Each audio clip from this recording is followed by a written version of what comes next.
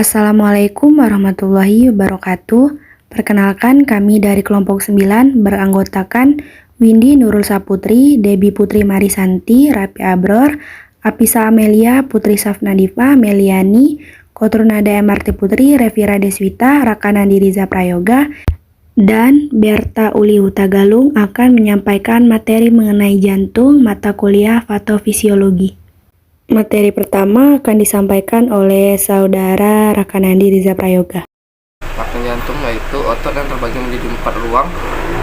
Dua ruang yang terletak di bagian atas yaitu atrium kanan kiri. Sementara dua ruangnya lagi yang terletak di bagian bawah yaitu ventrikel kiri dan ventrikel kanan. Jantung juga memiliki katup yang berfungsi untuk mengatur aliran darah antara atrium dan ventrikel. Fungsi utama jantung adalah mengalirkan darah kayak oksigen ke seluruh bagian tubuh. Jantung juga memiliki dua selaput yang bernama perikardium.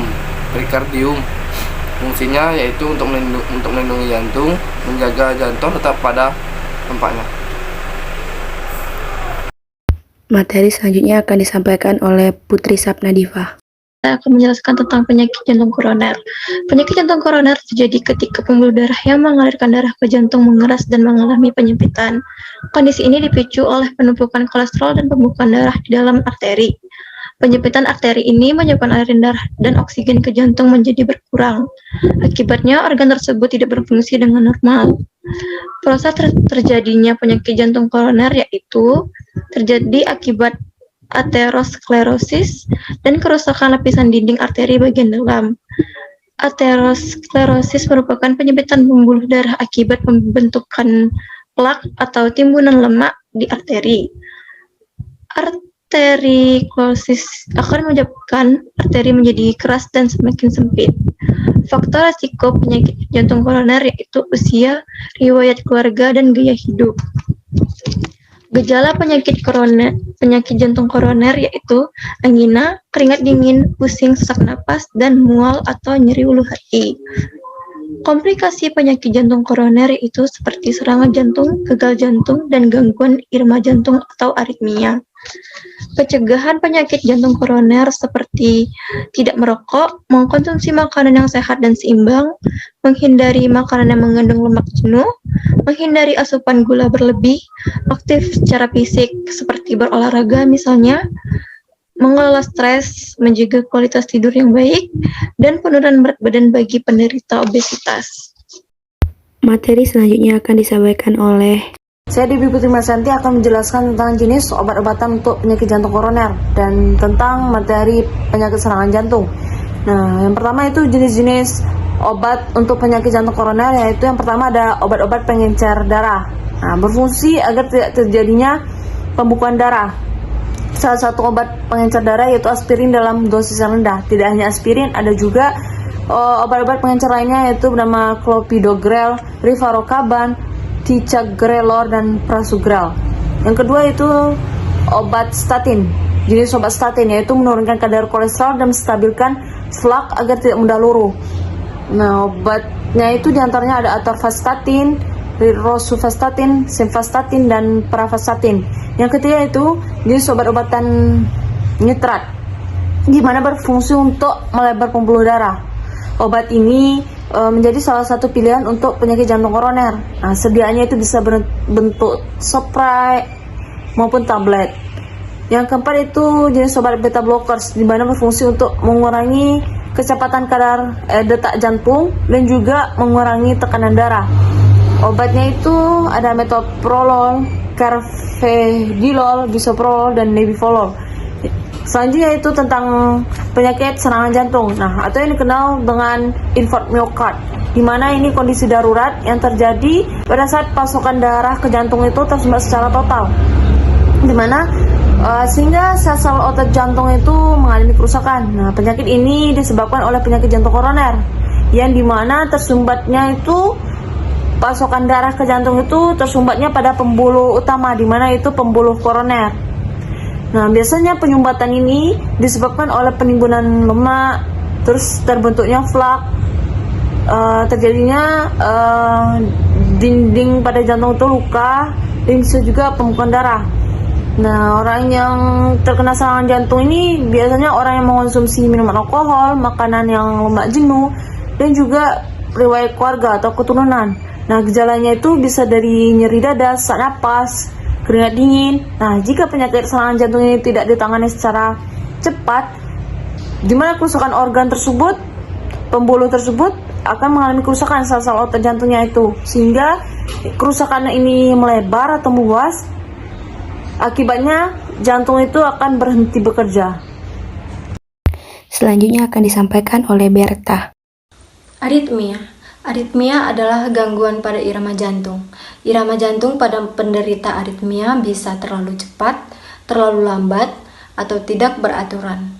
Aritmia terjadi ketika rangsangan listrik yang mengatur detak jantung terganggu, sehingga jantung tidak bekerja dengan baik. Gangguan tersebut bisa disebabkan oleh penyakit jantung koroner, serangan jantung, dan kardiomiopati, ataupun gangguan elektrolit seperti kelebihan kalium dalam darah, yang biasa disebut dengan hiperkalemia, dan kekurangan kalium yang biasa disebut hipokalemia.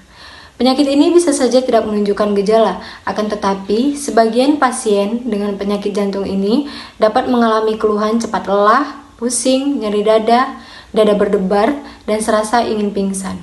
Selanjutnya disampaikan oleh Afisa. Kardiomiopati, yaitu penyakit akibat kelainan pada otot jantung. Kardiomiopati akan menyebabkan berkurangnya kemampuan jantung untuk memompa darah ke seluruh tubuh. Gejala dari kardiomiopati yaitu mulai dari mudah lelah, napas pendek, pusing, sampai nyeri dada. Penyebab kardiomiopati yang pertama, delayed kardiomiopati, yaitu tipe kardiomiopati yang paling sering terjadi. Kondisi ini terjadi karena ruang bilik kiri jantung membesar dan melebar.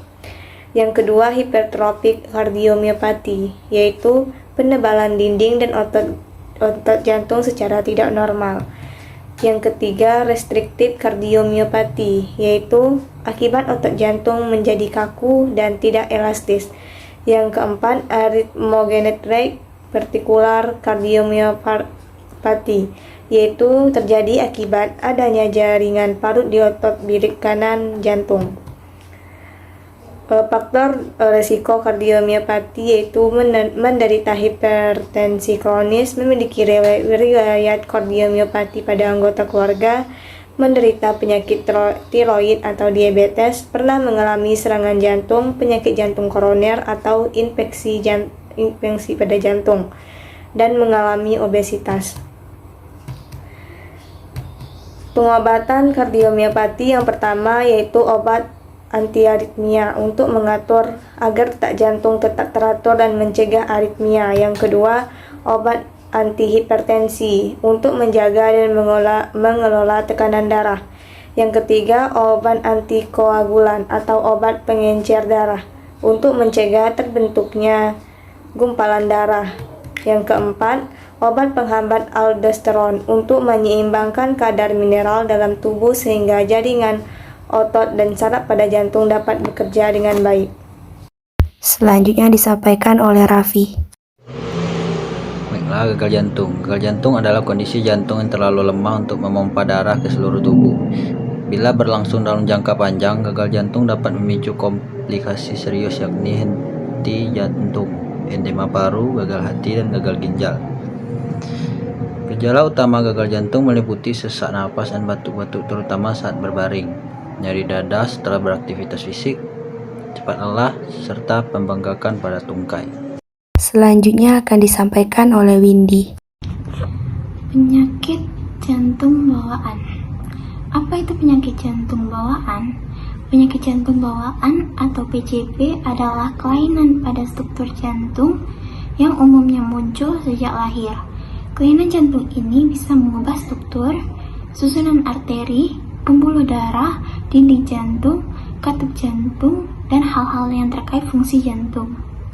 Adanya kelainan tersebut dapat menimbulkan perubahan aliran darah normal yang melewati jantung. Aliran darah dapat melambat, mengalir ke arah ke tempat yang salah, atau tersumbat sepenuhnya. Jika kondisi parah dan mengancam jiwa, segera lakukan sedini mungkin untuk mencegah komplikasi yang membahayakan jiwa. ada 2 jenis penyakit jantung bawaan. Yang pertama, penyakit jantung bawaan sianotik dan penyakit jantung bawaan asianotik. Penyakit jantung bawaan sianotik adalah cacat jantung yang dapat menurunkan jumlah oksigen dalam tubuh. Kondisi ini terjadi karena darah kaya oksigen bercampur dengan darah yang sedikit oksigen. Nah, akibatnya hanya sedikit darah kaya oksigen yang mencapai jaringan tubuh. Yang kedua, penyakit jantung bawaan asianotik. Penyakit jantung bawaan asianotik adalah cacat jantung yang biasa mempengaruhi jumlah oksigen atau darah yang mencapai jaringan tubuh. Oleh karena itu, warna kulit bayi atau anak tidak akan menjadi kebiruan. Munculnya tanda kebiruan sering terjadi ketika bayi sedang menangis atau menyusui. Tanda dan gejala penyakit jantung bawaan biasanya bibir, kulit, jari tangan, dan jari kaki bayi tampak berwarna kebiruan. Bayi mengalami sesak napas, bernapas lebih cepat dari biasanya. Bayi mengalami pembekakan di kaki, perut, atau area sekitar mata. Jika gejala tersebut ada tanda serius, Anda segera pergi ke dokter atau rumah sakit ya. Terkadang penyakit jantung bawaan tidak langsung dapat diagnosis karena gejala pertama muncul dalam beberapa tahun setelah kelahiran. Penyakit jantung bawaan yang mulai beranjak dewasa berkembang dengan memunculkan gejala berupa mudah sesak napas, cepat lelah, pingsan saat berolahraga, dan pembekakan di beberapa bagian tubuh. Penggunaan obat-obatan untuk penderita penyakit jantung bawaan. Nah, yang pertama ada ACE inhibitor. Ini untuk merelaksasikan pembuluh darah. Yang kedua ada beta blocker untuk memperlambat detak jantung dan melebarkan pembuluh darah. Yang ketiga ada diuretik untuk menurunkan volume darah dalam tubuh. Yang keempat ada indomethacin untuk membantu menutup bukaan di pembuluh darah. Yang kelima ada prostaglandin untuk membantu menutupnya saluran antara aorta dan arteri pulmonalis. Selanjutnya akan disampaikan oleh Meliani. Baik, yang selanjutnya yaitu penyakit katup jantung. Penyakit katup jantung adalah setiap gangguan yang terjadi pada katup jantung. Kondisi ini ditandai dengan suara jantung bising atau tidak normal, nyeri dada, pusing, dan sesak napas. Penyebab penyakit katup jantung yaitu terjadi sejak lahir atau bawaan lahir dan baru berkembang saat dewasa akibat kondisi kesehatan. Penyakit katup jantung dibagi menjadi 3 jenis. Yang pertama ada stenosis katup jantung.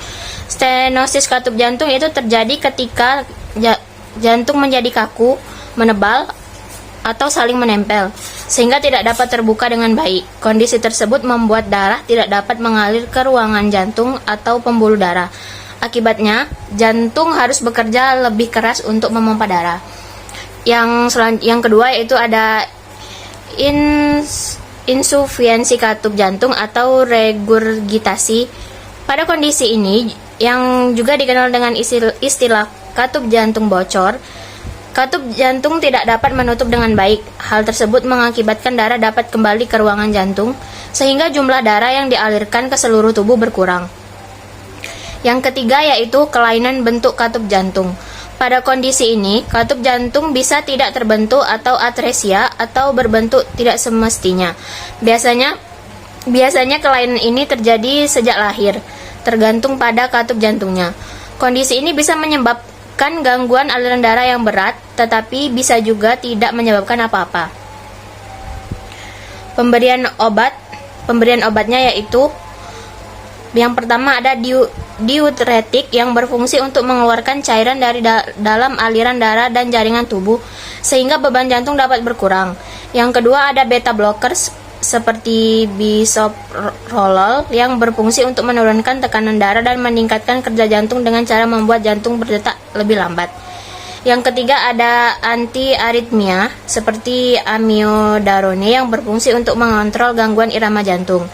Yang keempat ada ACE inhibitor seperti rampiril yang berfungsi untuk mengurangi beban kerja jantung, vasodilator seperti nitrogliserin yang berfungsi untuk meringankan kerja jantung dan menjaga supaya aliran darah tidak berbalik kembali. Selanjutnya akan disampaikan oleh Raffi. Selanjutnya ada endokarditis. Endokarditis adalah infeksi pada jaringan ikat yang melapisi dinding dan katup jantung. Infeksi ini terjadi ketika kuman dari bagian tubuh lain seperti mulut dan kulit masuk ke dinding jantung melalui aliran darah. Bakteri atau jamur yang menyebabkan endokritis bisa masuk melalui luka pada tubuh atau luka di mulut, pemasangan kateter, pemakaian jarum yang tidak steril untuk tato atau tindik, dan penggunaan napsa disuntikan. Gejala yang sering muncul adalah demam dan menggigil, sesak napas dan nyeri dada saat menarik napas. Pengobatan yang dapat dilakukan yaitu menggunakan obat-obatan.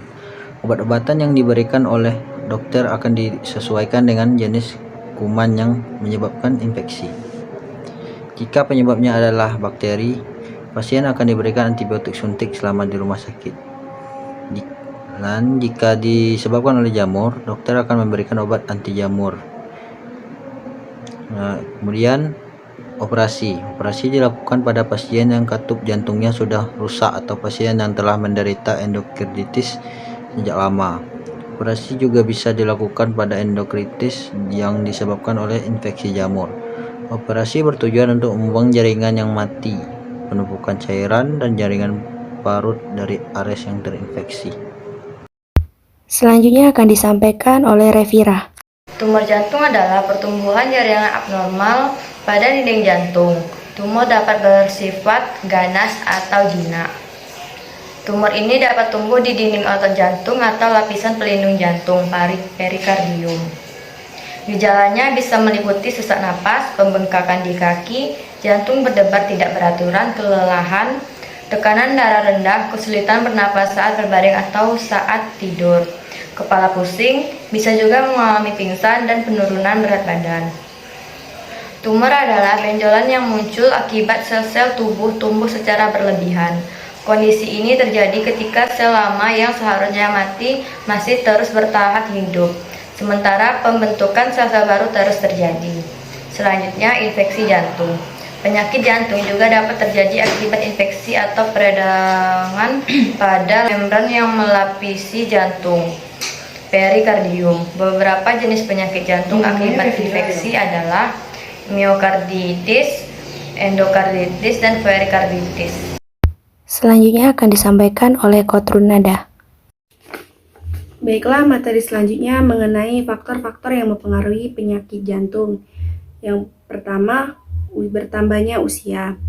Setiap bertambahnya usia dapat meningkatkan resiko otot jantung melemah dan menebal. Selanjutnya ada jenis kelamin. Pria lebih beresiko terkena penyakit jantung dibandingkan wanita. Namun, resiko pada wanita meningkat bila wanita telah melewati masa menopause. Selanjutnya ada riwayat keluarga, bisa turunan dari ayah, ibu, saudara laki-laki maupun saudara perempuannya. Selanjutnya ada rokok, kandungan nikotin dan karbon monoksida di dalam asap rokok dapat merusak lapisan dalam jantung dan membuat pembuluh darah menyempit. Oleh sebab itu, gampang terkena resiko penyakit jantung. Selanjutnya ada terapi kanker, penggunaan obat kemoterapi dan radioterapi bisa meningkatkan resiko penyakit jantung.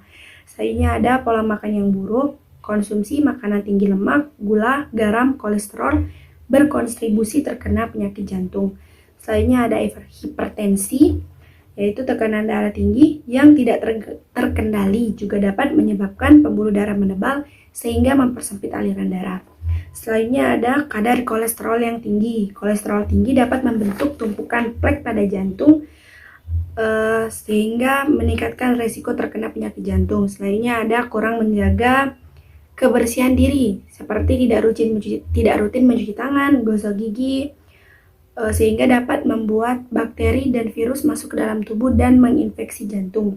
Selain faktor-faktor tersebut, ada juga faktor-faktor lain seperti kurang berolahraga, stres yang tidak dikelola dengan baik, kondisi tubuh seperti kelebihan berat badan maupun diabetes. Selanjutnya, metode-metode pengobatan penyakit jantung. Yang pertama bisa dilakukan dengan merubah pola hidup atau gaya hidup seperti melakukan olahraga setiap hari selama 30 menit, mengonsumsi makanan rendah lemak dan rendah sodium, membatasi konsumsi dan minuman beralkohol, serta berhenti merokok. Adapun obat-obatan yang biasanya digunakan untuk mengobati penyakit jantung meliputi ACE inhibitor, angiotensin 2 reseptor blocker, antikoagulan, selanjutnya ada antiplastelet, selanjutnya ada antagonis kalsium, selanjutnya ada penghambat beta, selanjutnya penurun kolesterol, obat digitalis, dan nitrat. Selain obat-obatan tersebut, biasanya penyakit jantung juga bisa ditangani dengan beberapa prosedur medis seperti pemasangan alat pacu jantung, operasi katup jantung, pemasangan pompa jantung mekanis, prosedur Mazeh, dan transplantasi jantung. Baiklah, cukup sekian yang dapat kami sampaikan. Kami akhiri. Wassalamualaikum warahmatullahi wabarakatuh.